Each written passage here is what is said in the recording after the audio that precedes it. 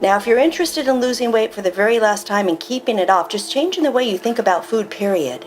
Sit back, get comfortable, take a deep breath, and watch my video. I help people who want to lose weight, who crave unhealthy food, eat too much, feel guilty, and then hate the way they look.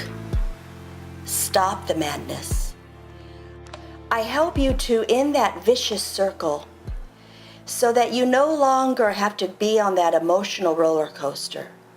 I do this by helping you change the way you think about food at the subconscious level. Hello, my name's Rochelle. I'm an author and a clinical hypnotherapist. The definition of insanity is doing the same thing over and over and expecting a different result. Have you heard of yo-yo dieting? First you lose weight, then you gain weight. Then you lose weight, then you gain weight. It's a vicious circle. It just goes up and down and drives us all crazy.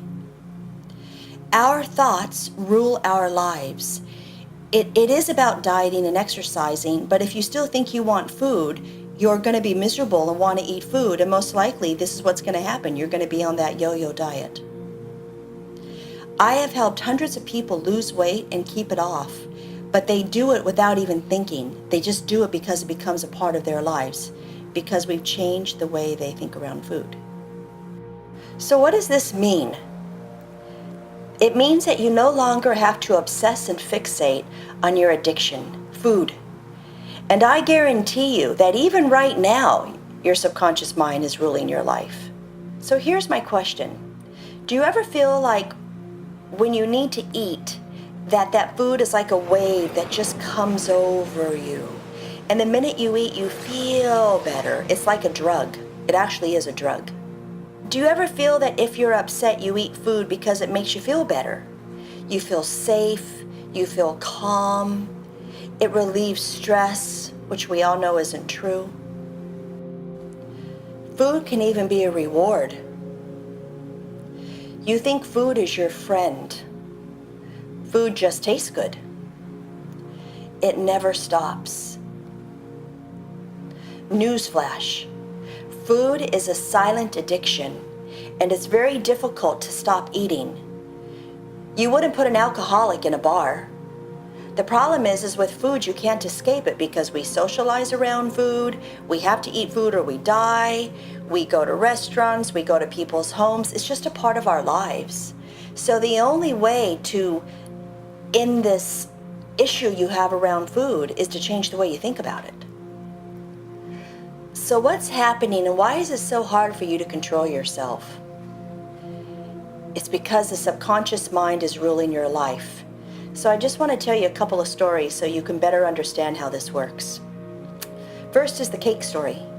When you were young, most of us, we would go to birthday parties. And we'd all be playing and having fun, and then all of a sudden that big chocolate cake comes. And it has all the little candles on it. And all the children go running to where the chocolate cake is and all the little candles. And then we start singing, "Happy birthday to you." And then all of a sudden it's a grand finale. The birthday boy or girl blows out the candles and you get to eat the cake.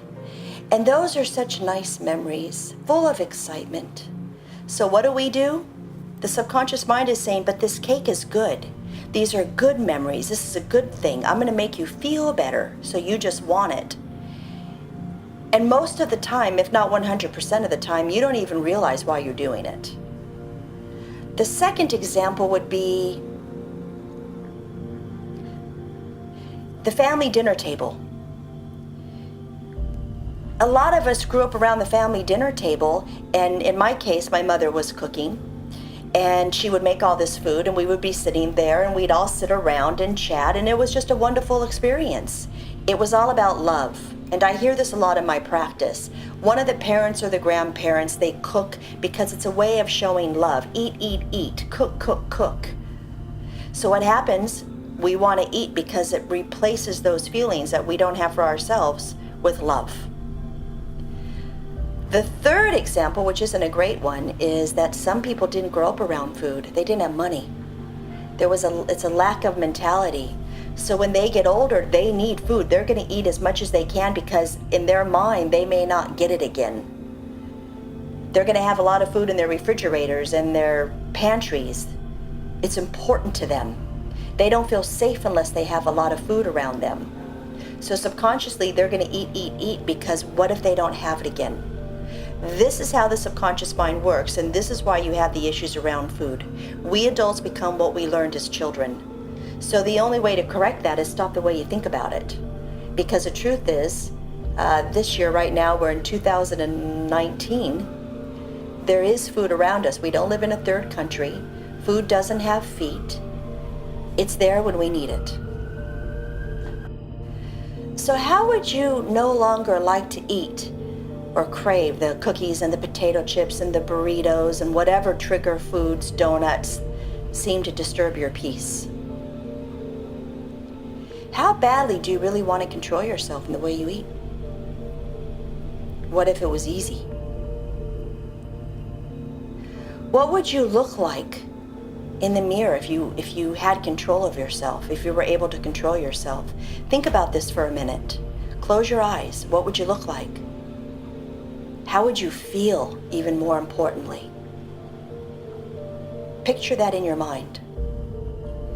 How would you like to finally stop the obsessive thoughts and the struggle and the misery around food, around just always needing to go on a diet? My program works because I understand the why and the how to fix the problem. I help you change the way you think at the subconscious level so that you can finally end this back and forth with food. You can eat well. You will eat less. You'll stop your binging. You'll no longer allow food to control you. Food will no longer disturb your peace. You can control yourself and even crave healthy food. In fact, I have a client that used to eat burritos. But a lot of burritos, and needed to lose weight. She stopped craving the burritos and she started carrying these bags of baby spinach, and she actually liked eating the baby spinach. That's what she started eating. That was her snack. You can do this too. You can look into the mirror and like the way you look. You can feel good about yourself. My question is, how would you feel if you could obtain your weight loss goals? How would you feel if you knew you could just put the struggle to bed and just have a good relationship with food?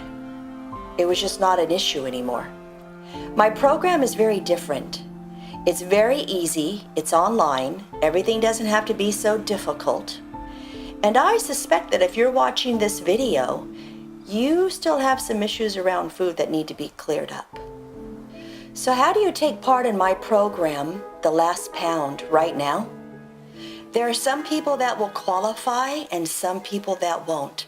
I only want to work with people that I know that are 100% committed to doing what I ask you to do, and you really know that this is what you want to do. You've had enough, you're finished, and you're going to take the horse by the reins and follow the program. If you are 100% committed and really ready to take control of your thoughts and change the way you think around food, you really need to be fed up once and for all. And I know I've said that before, but it's really important with this program that you commit. You want to change right now. You don't want to change tomorrow, a week from now, or after some big party you're going to go to. Game's off. You want to change right now. So take back your power.